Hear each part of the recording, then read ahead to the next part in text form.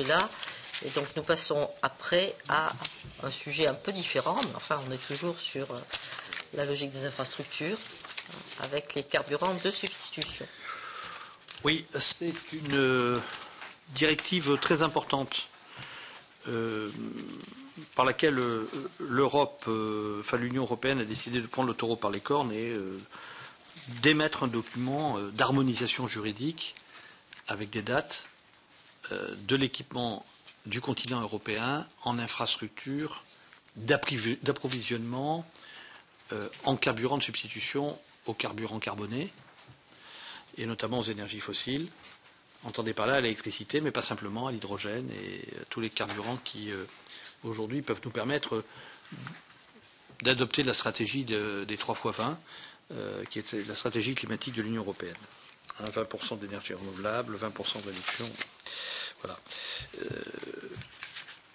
Donc cette directive nous donne des objectifs de déploiement d'ici le 31 décembre 2020, notamment d'infrastructures d'approvisionnement électrique. Le premier sujet, c'est infrastructure d'approvisionnement électrique. Il faut mettre des bornes en place. Et donc l'ambition est d'ériger 969 000 bornes électriques d'ici le 31 décembre 2020. Voilà. Avec 97 000, ça veut dire 97 000 points de recharge.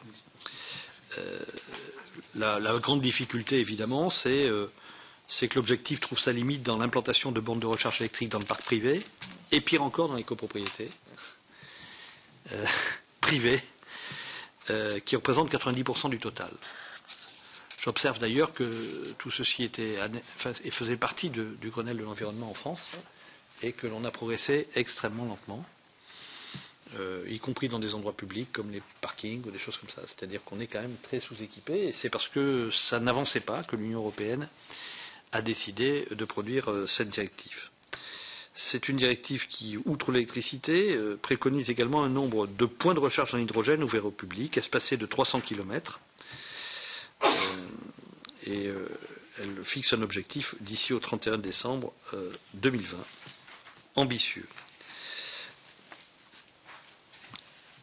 En outre, elle envisage aussi des objectifs concernant les points de ravitaillement en gaz naturel liquéfié pour le transport maritime et la navigation intérieure à échéance du 31 décembre 2020 pour tous les ports maritimes du réseau central transeuropéen de transport et pour le 31 décembre 2025 pour les ports intérieurs du réseau central des RTET. Donc voilà, 3 types d'énergie renouvelable, 3 objectifs ambitieux. On va s'intéresser d'abord à un sujet qui est un sujet que j'ai découvert lors d'une audition, c'est la nécessité de l'harmonisation de la connectique. Bon, d'abord, j'ai appris avec un peu de stupéfaction quand même, ce qui m'interroge sur le génie marketing de notre pays, que quand on vendait la nouvelle gamme Renault totalement électrique, c'est comme si on vous vendait un réfrigérateur sans prise. C'est-à-dire qu'il faut acheter en plus la connectique. En termes de marketing, c'est assez curieux. On vous dit on a un très très bel objet, mais il ne fonctionne pas. On vous le vend, il n'est pas fonctionnel. Si vous voulez qu'il soit fonctionnel, il faut acheter 800 € de plus la connectique qui va avec. Bon, déjà j'ai appris ça, ce qui m'a absolument stupéfait. Quand on sait la fragilité quand même de l'électrique, ce n'est que 120 km d'autonomie, c'est-à-dire 60 km de rayon d'action. C'est pas facile de substituer les choses par rapport à un moteur thermique qui lui a une souplesse extraordinaire, qui a fait son succès mondial. Eh bien, en plus, on vous dit, écoutez, ce que je vous vends, c'est très très beau, mais ça ne fonctionne pas. Il faut mettre 800 € de plus, ça n'est pas intégré dans le prix, pour que l'engin fonctionne. La petite Zoé, je ne sais pas si vous l'avez prise, on en a quelques-unes dans le parc, là, ici, de l'Assemblée nationale. Alors après, se pose la question de savoir, la France en particulier a une avance non négligeable sur le tout électrique. Sur l'hybride, non. Mais sur le tout électrique, oui. Elle vient tout juste de s'engager dans cette voie. Parallèlement à la sortie de ces véhicules électriques, 3500 vendus aujourd'hui chez Renault, des discussions intenses ont lieu depuis 2 ans pour savoir quelle connectique harmonisée européenne sera retenue. Et ça n'est pas contestable. On ne peut pas contester à la Commission européenne, souvent elle empiète dans des domaines qui ne sont pas les siens, de faire en sorte que d'emblée, avant le développement de la filière électrique, on puisse quand même aller à l'étranger en ayant une connectique qui soit compatible. Si on habite Bayonne, on va aller faire un tour à Saint-Sébastien, ou si on habite ou si on habite Strasbourg, on va aller passer la soirée à Kehl. C'est quand même pas mal d'avoir la même connexion. C'est la moindre des choses au démarrage d'une filière. Sur cette affaire, les Français ont une prise avec un cache, et les Allemands ont la même prise sans cache, pour être très clair. Ça a duré 2 ans, on n'a pas réussi à s'entendre, et du coup, l'Union européenne a dit la norme, ça sera la prise à l'allemande, c'est-à-dire sans obturateur. Ça ne veut pas dire que l'on ne peut pas la produire en France, mais ça veut dire qu'on a choisi cette norme. Bon. Ça, c'est sur des prises et sur une connectique qui est une connectique nouvelle, radicalement nouvelle, et qui suppose que l'on installe chez vous un petit appareil au mur, comme d'ailleurs dans les bornes publiques, qui vous permettent de faire, comment dirais-je, une recharge rapide. Ça s'appelle une wallbox. Hein, c'est ça. Voilà, une wallbox. Voilà. Vous avez un petit schéma. Dans le schéma, vous avez en bas la prise française, en haut la prise allemande qui sera des autres pays. C'est le mode 3. Et ça se met soit à domicile, là où on va équiper tout le monde, soit dans une borne publique. C'est ce que recommande la directive en question. D'accord ? Vous avez en haut un câble qui s'appelle le mode 2, qui est très très intéressant et qui me semble être un sujet éventuellement d'erreur stratégique. Le mode 2, c'est, vous voyez qu'il y a une petite boîte.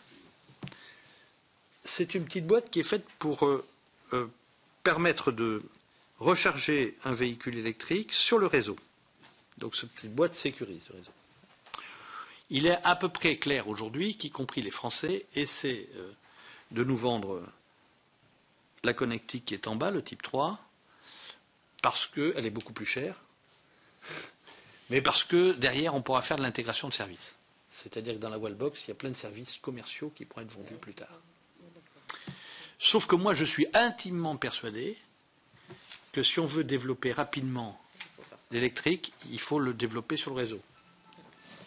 D'abord parce que quand vous avez votre wallbox chez vous, que vous avez payé cher, vous pouvez très bien passer une soirée chez un ami qui, lui, ne l'a pas, et recharger votre véhicule.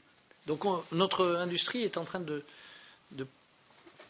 prendre une stratégie qui me paraît un peu curieuse, qui est de nous proposer le plus cher dans une période où on est un peu en difficulté de pouvoir d'achat et où nous rentrons dans une période où il va falloir compter pour se lancer. Et donc la bagarre se joue uniquement sur la connectique de type 3 entre Allemands et Français. Bon, donc si vous voulez, ce que l'on propose nous comme avis, c'est de dire que puisqu'il a été arrêté une connectique maintenant qui est susceptible d'être produite en France par Schneider et Legrand, qu'elle ait un obturateur ou pas n'est pas important. Il faut absolument que l'on se lance sur cette connectique puisqu'on a un temps d'avance en matière de véhicules.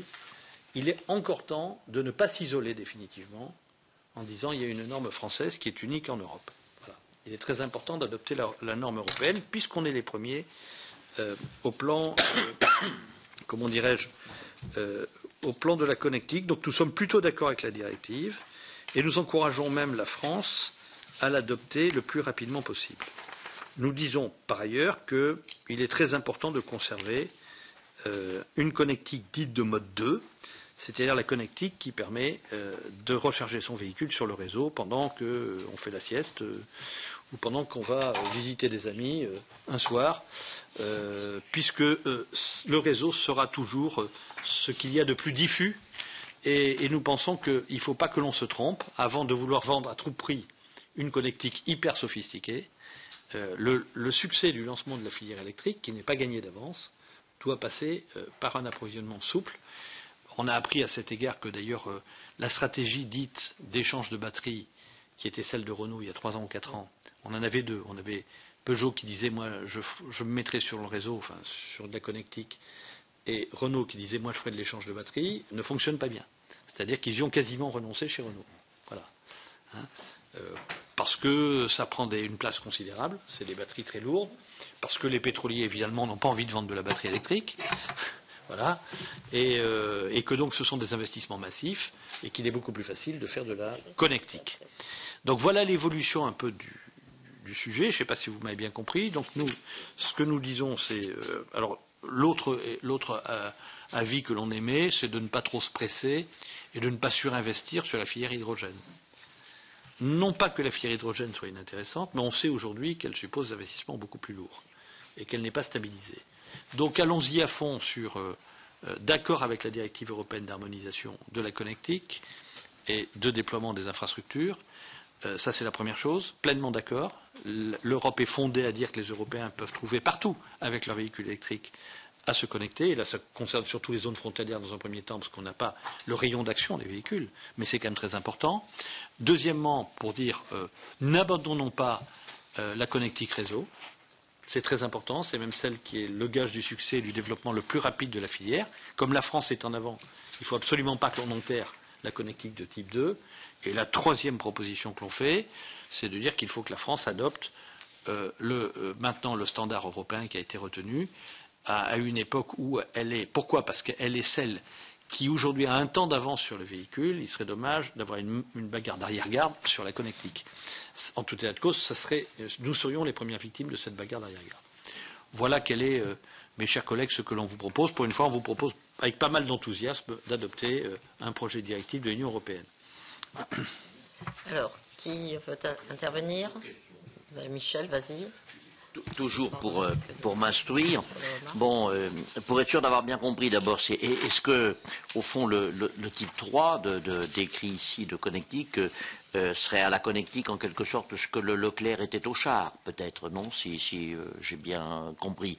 Et à partir de là, tu préconises plutôt quelque chose donc qui laisse le jeu ouvert. C'était ça ma première question. La deuxième question, il y a des montants financiers d'investissement pour l'instant, évalués, chiffrés. Est-ce qu'on peut avoir une idée j'allais dire à 5 ans, de ce que ça suppose, tenant compte de l'éventuel développement, encore une fois, des usages? Alors, la type 3, c'est probablement, on peut dire que c'est le Leclerc, alors que la type 2, c'est le Half-Track, quoi. Mais il y a beaucoup plus de Half-Track que de Leclerc, voilà. Et donc, l'idée, c'est quand même de faire en sorte que, comment dirais-je, on voit bien la souplesse du réseau. On a tous des prises de réseau chez nous, tous. On n'aura pas demain, tous, y compris des gens qui ne veulent pas utiliser l'électrique, parce que vous pouvez très bien aller voir des amis qui resteront sur le thermique. Donc, il faut pouvoir se brancher. Je ne vois pas pourquoi, à eux, on leur imposerait une connectique spécifique. Donc moi, je crois qu'il faut absolument, ça doit être notre prescription, préserver, et pas simplement faire migrer, parce que l'idée, c'était la migration. Dans un premier temps, on va avoir 2 câbles. C'est-à-dire on va avoir un câble pour se greffer sur le réseau et un autre sur la wallbox. Je pense qu'il faut peut-être... l'idée, c'est une migration. Je ne suis pas complètement hostile, mais moi, je pense qu'il faut quand même préserver le plus possible. Dans un premier temps, le câble de type 2, c'est-à-dire celui qui se greffe sur le réseau avec un petit appareil qui évite les surchauffes et qui évite de créer des problèmes d'insécurité sur le réseau. Ensuite, que l'on adopte le type 3 pour ceux qui veulent l'adopter et que l'on mette en place, notamment sur les bornes, comment dirais-je, publiques, quelque chose d'un peu plus sophistiqué, pourquoi pas. Alors, on a vérifié avec M. Constant, qui connaît bien le sujet. Renault nous dit, nous, on veut un câble de type 3, très cher, avec Wallbox, parce que le réseau, c'est pas sécure. Ça marche, mais c'est pas sécure. On a vérifié que la plus grosse entreprise de France, qui aujourd'hui a le plus gros parc de véhicules électriques, qui est la Poste, le fait sur le réseau. Voilà. Donc vous voyez l'enjeu, il y a un enjeu quand même très ambigu. On veut nous vendre de la connectique très chère et très sophistiquée, alors que nous avons le réseau qui peut aujourd'hui, moyennant un aménagement... Donc je pense qu'il ne faut pas lâcher la proie pour l'ombre, c'est ce que je vous propose d'émettre comme avis, parce que j'ai la conviction que le développement de l'électrique ne coule pas de source. Ça ne coule pas de source, et que si on le rend plus compliqué et plus cher à cause de la connectique, je pense qu'on risque de l'handicaper. Voilà. Alors moi, je voudrais ajouter d'autres remarques. La première, c'est que je suis aussi un petit peu inquiète, moi, quant à la technologie qui se sont employées d'ailleurs par Renault, par Peugeot. parce qu'il y a quand même des essais qui sont faits depuis un moment. Moi, ça fait déjà 5 ans que sur les pistes Michelin, on a essayé le moteur électrique sur les roues des voitures. Moteur électrique sur les roues, ça dépense pratiquement plus rien, très très peu d'électricité. Et on voit bien qu'ils ne sont pas partis dans cette logique-là. Alors sans doute peut-être parce qu'ils ne consomment pas assez, je ne sais pas. Alors c'est sûr que pour le moment, enfin le prototype que j'avais essayé, esthétiquement, il était discutable. Mais bon, il y a sans doute la recherche dans ce domaine-là. Et apparemment, ça ne marche pas si bien que ça. Alors moi, je vais réinterroger ceux qui sont techniquement le plus près de chez moi sur ce sujet-là, mais il ne faudrait pas qu'une fois de plus, nos fabricants d'automobiles français soient justement déjà en retard et franchissent pas le pas suivant. C'est-à-dire qu'il y a, comment dire, il n'y a pas de volonté politique de la part des entreprises, politique d'entreprise là-dessus. Mais bon, ça c'était une remarque.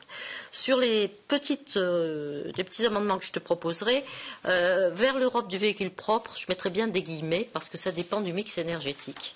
L'électricité, c'est deuxième génération. Si c'est fabriqué à partir, alors moi je vais dire bien sûr du nucléaire, si c'est fait partir des agrocarburants, et je vais faire mettre agrocarburants plutôt que biocarburants si tu en es d'accord dans ton rapport, ou si c'est fait à partir du charbon, le mix énergétique n'est pas propre. Donc mettons-le entre guillemets. Alors, donc je propose ça, les guillemets à la première phrase. Page 2, je proposerai donc de mettre plutôt agrocarburant que biocarburant. De toute façon, vous savez bien que maintenant c'est acté par l'Assemblée nationale, suite d'ailleurs au travail qu'on a fait les écologistes sur ce sujet-là, donc autant mettre tout de suite les choses au point. Voilà. Ensuite, sur le déroulé, sur la proposition de mettre les choses les plus faciles pour que les gens s'en emparent et que ce soit une réussite de politique industrielle, me paraît plutôt une bonne chose. Tout à fait d'accord avec la France ne doit pas prendre du retard. C'est pour ça que je me suis permis de me questionner sur pourquoi les Renault et Peugeot ne commencent pas à travailler sur les moteurs roues. Ça, c'est un secret qu'il faudra leur poser.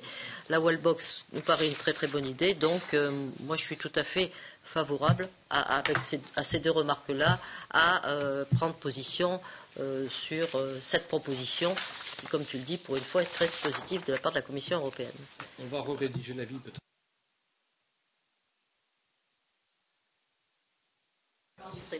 Que si une nouvelle génération de connectiques doit intervenir, on est d'accord pour adopter la norme européenne et on encourage la France à le faire le plus rapidement possible, mais qu'elle ne doit pas se faire au détriment, notamment dans une première phase, qui est celle du lancement de la filière électrique, au détriment de la connectique de type 2, qui nous paraît la plus souple et la plus universelle. Voilà. Et donc celle qui est le meilleur gage de succès pour la filière. Si vous en êtes d'accord. Oui. Arnaud Richard. J'aurais juste un mot à rajouter. Si nos constructeurs nationaux ont fait un choix franco-français d'une connectique, j'imagine qu'ils ont des raisons industrielles de l'avoir fait. Dans la proposition, il est dit que le coût du retard dans la normalisation représente le montant annuel des aides accordées par l'État français aux véhicules électriques.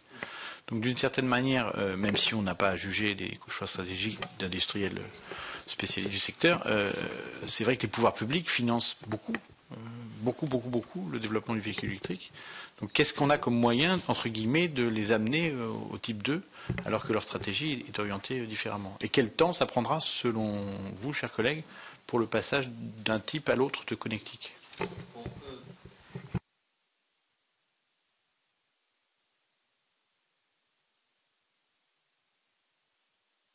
Imposé à l'autre. Hein.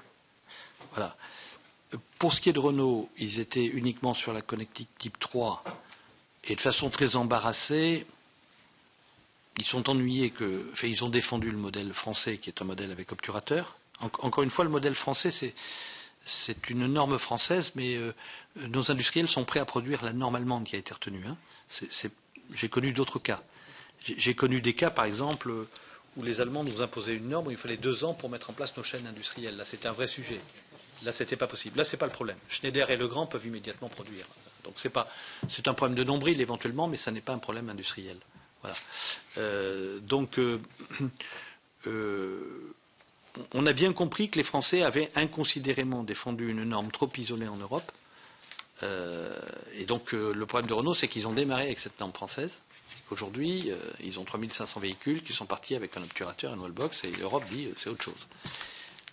Mon sentiment, c'est qu'il vaut mieux arrêter les frais aujourd'hui, au début du développement de la filière, plutôt que de s'entêter pour se retrouver avec des véhicules qui ne sont pas interopérables, alors qu'on a de l'avance sur le véhicule dans les années qui viennent.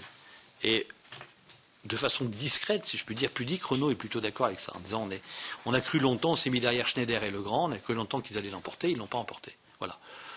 Donc moi je pense qu'il faut qu'on adopte la norme européenne le plus rapidement possible et que l'on fasse migrer très doucement du type 2, c'est-à-dire de la connectique universelle sur réseau, et surtout ne pas compromettre immédiatement ou ne pas passer directement à la norme européenne avec type 3 wallbox, lourde, si je puis dire, parce que je pense que ça sera un handicap considérable.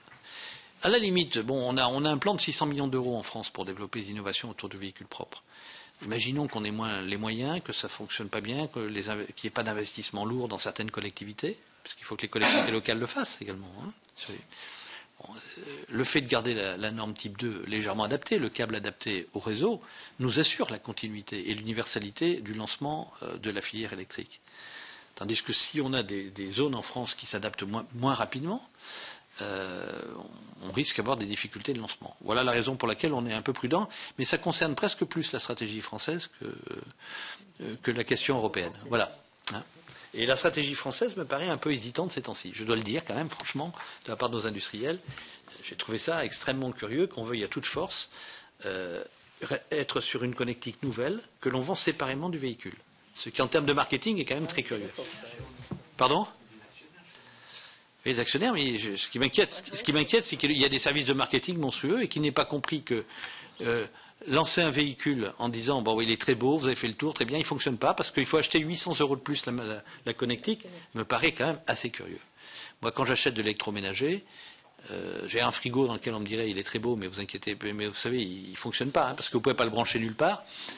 Enfin, j'ai découvert ça de façon stupéfiante. Alors ils me disent qu'ils sont en train de réfléchir, comme quoi il faut quand même mobiliser, pour des choses de bon sens, il faut mobiliser beaucoup de matières grises, justement à l'intégration dans le prix du véhicule de la connectique. Voilà. Est-ce qu'il y a d'autres remarques? Oui, William. Simplement, c'est pas une remarque, c'est vous dire que le 3 et le 4 juillet, à Alès au pôle mécanique, ça fait quelques années. Il y a 2 jours sur les voitures électriques. À Alès ? À Alès. À l'école des mines ? Au pôle mécanique. Il y a un pôle mécanique à Alès. Oui. Il y a un pôle mécanique, ça fait quelques années, et il y a 2 journées sur la voiture électrique, donc je préfère le signaler parce que chaque année, il y a quand même du beau monde qui vient, et il y a tous les constructeurs. C'est quand tu nous dis ? Le 3 et le 4 juillet. Ah, on irait bien faire un tour. Voilà. Moi, je te le dis, c'est mercredi et jeudi. D'accord.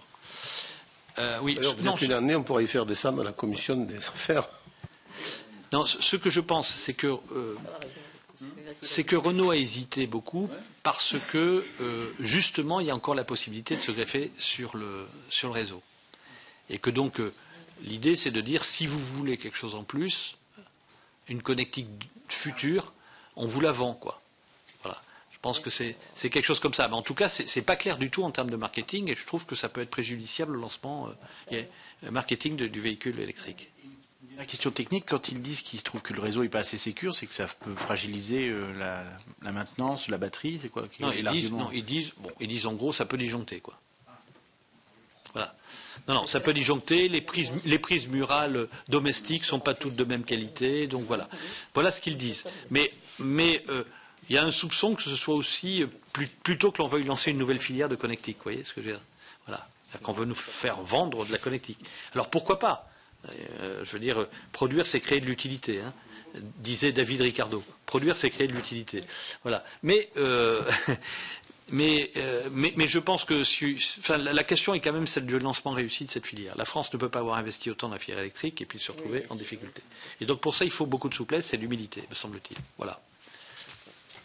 Oui. Vas-y, Yves. On risque de t'obliger, Gilles, à répéter. Je cherche à comprendre pourquoi on a baissé de 30% la production entre 2005 et 2011 là, des véhicules électriques, c'est ce qu'on a dans le document. Attends, il faut que je regarde ça. On a dans le document donc le plan français de développement du véhicule électrique, stratégie pour l'économie française. La filière automobile est en déclin. La France ne produit plus que 2,2 millions. Ah oui, mais c'est globalement. Oui, c'est toute la filière automobile, oui. C'est toute la filière automobile. Le véhicule 100% électrique n'existait pas. D'accord. Alors, ce qu'il y a dans la rédaction, c'est que la filière automobile a baissé de 30%, enfin les ventes françaises. Oui, et parallèlement, donc pour faire des comparaisons, la construction de véhicules électriques a augmenté de combien donc, elle est toute récente, la construction de véhicules. Oui, non, mais même si elle est récente, ce serait intéressant de voir un petit peu quelle est l'augmentation de la production. Comme elle part de zéro, c'est considérable. Elle est partie de zéro. La Zoé a été vendue quand ça. C'était l'année dernière, ça. La deuxième Zoé était déjà dans une progression extraordinaire. Cette année, oui. Renault espère atteindre en 2020-2025 5% du marché. Oui, Renault, il me dit, M. Constant, que Renault espère atteindre 5% du marché en 2025. En tout cas, la progression est fulgurante, mais elle est anecdotique. Il y a 3500 Zoé vendus. Enfin, quand je dis anecdotique, ils trouvent que ça marche bien depuis qu'ils l'ont lancé, mais c'est 3500, c'est tout petit. Hein. La France vend à peu près, en ayant décliné de 30%, elle doit vendre 2,2 millions ou 2,3 de véhicules par an. Il y a 10 ans, on était à 5 millions. Hein. C'est à peu près ça, les chiffres. C'est à peu près ça. Voilà. Ça correspond. Donc tu vois, 3500, tu vois, c'est faible. Ça correspond en 3 mois à la production journalière de la Clio. Voilà. Donc, oui, ce que me dit M. Constant, c'est qu'en 3 mois, on a vendu, en matière de véhicules électriques, l'équivalent de la production journalière de la Clio. Voilà. C'est quand même pas mal, ça. Voilà, en 3 mois. Donc je suppose, je n'ai pas fait les pourcentages, parce que quand on démarre de zéro, le jour où tu fais 2, tu as augmenté de 200%. Tu vois, donc, je veux dire,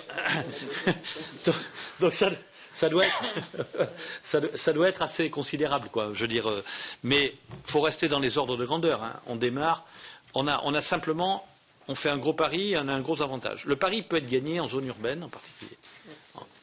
Il est clair qu'on va plutôt vers des gens qui, dans un premier temps, auront plusieurs véhicules, un pour circuler en zone urbaine et l'autre pour aller en vacances en Espagne. Voilà, si je puis dire. Hein, mais ça ne réglera pas tous les problèmes dans un premier temps. La barrière technologique est importante. C'est-à-dire que tant qu'on sera sur des batteries à ce point lourdes et rechargeables, on a le problème du rayon d'action qui est quand même considérable. Et on me dit qu'aujourd'hui, l'hydrogène, outre le fait qu'il faut le produire, mais ça, je ne suis pas, moi, suffisamment technicien, l'hydrogène ne peut être rentabilisé que sur des gros matériels. Voilà. Transportant beaucoup de monde, éventuellement un bus. Voilà. Mais autrement, c'est extrêmement coûteux pour un véhicule individuel. Extrêmement coûteux. Outre le fait qu'il faut s'approvisionner. Voilà.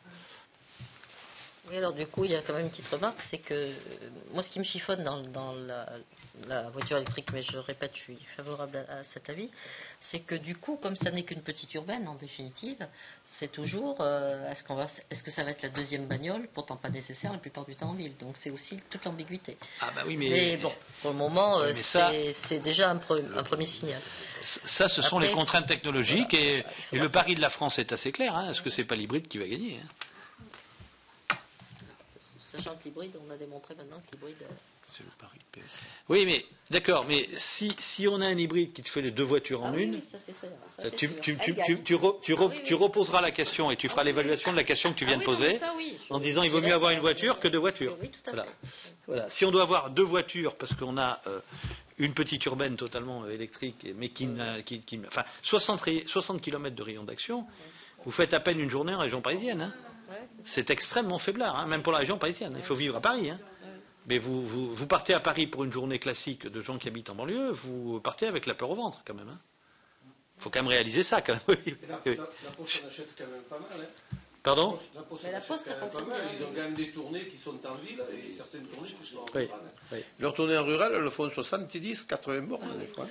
Oui, mais ça va. Donc, ça va, c'est quand la Clio roule, enfin quand la petite Zoé roule un peu au-dessus de la vitesse moyenne à laquelle elle est prévue, elle fait 120 km, elle est vendue pour 150 au maximum.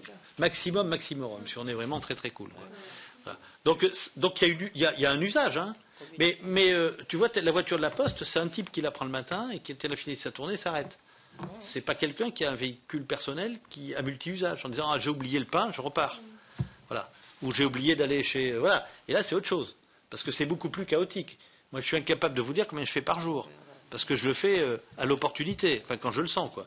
C'est très différent d'une tournée de la Poste, où le type il le prend, il connaît exactement sa tournée, il fait à peine 1 kilomètre de plus. Voilà.